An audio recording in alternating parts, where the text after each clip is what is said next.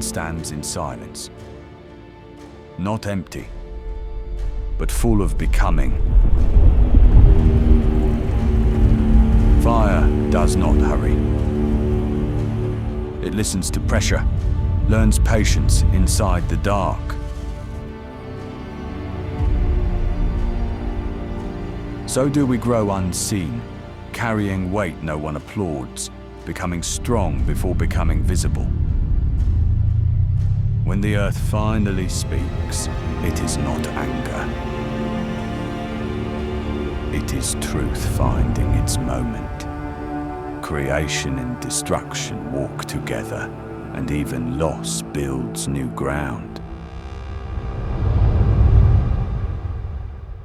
Remember this, even mountains wait and rise eternal.